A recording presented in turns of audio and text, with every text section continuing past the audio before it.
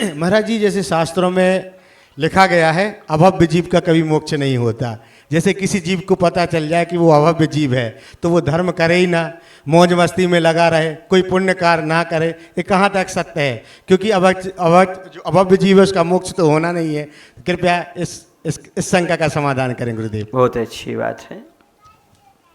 देखिए, कुछ लोगों को रोग होता है, औषधि लेते हैं, पर रोग वर्षों से ठीक नहीं होता, फिर वो औषधि लेना बंद कर देते हैं क्या?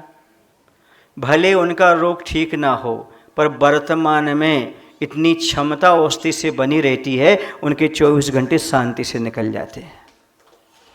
उसी प्रकार से अभव्य जीव है, भले उसे मोक्ष नहीं होना, लेकिन वर्तमान में नियम संयम आदि का पालन करता है तो स्वर्ग जैसे सुखों को प्राप्त कर लेता है। यदि जीव औषधि आदि का सेवन ना करे तो तकलीफ को भोगेगा, पक्का है। रोग भले ठीक नहीं हो रहा, तकलीफ तो भोगेगा। ऐसे यदि धर्म ध्यान नहीं करेगा तो दुर्गति में जाएगा।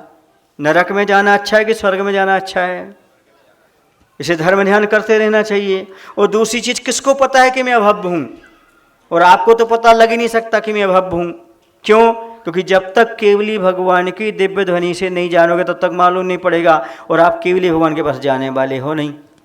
आप मतलब अभव्य जीव जो वहाँ पर पूछने के लिए जा रहा है। क्योंकि भव्य कौन है ये हमारे ज्ञान का विषय नहीं है, अवधि ज्ञान का भी विषय नहीं बनता, ये तो मात्र केवल ज्ञानी का विषय बनता है, कौन भव्य और कौन अभव्य है। इसलिए कोई जीव जान ही नहीं सकता कि मैं भव्य हूँ कि अभव्य हूँ, इसलिए कोई सवाल नहीं उठता। दूसरी चीज मैं आपको एक एग्जाम्पल दे रहा हूँ। जैसे मरीचि का जीव था, उसे मालूम पड़ गया था कि मुझे भगवान महावीर बनना है, थोड़ा अभिमान में आ गया था, मिथ्या मत में चला गया, फिर कितना भटका, एक इंद्रिय दो इंद्रिय आदि पर्याय में भटकता रहा। और यदि वह अहंकार में नहीं आता, अच्छे से जीवन व्यतीत करता, तो भोग भूमि के सुख भोगता, स्वर्ग की भोगता, फिर आकर के अपना समय व्यतीत करते, सागरोपमाई पूर्ण करते करते यहाँ आकर के महावीर बन जाता। एक इंद्रिय आदि के दुख नहीं उठाना पड़ते, नरक आदि के दुख नहीं उठाना पड़ते। बस ऐसे ही प्रत्येक जीव को समझना चाहिए, भले हम कोई भी हों, वर्तमान में यदि धर्म ध्यान करेंगे तो सदगति की प्राप्ति करेंगे, साधु की संगति प्राप्त करेंगे, और वर्तमान में तो सुखी बने रहेंगे,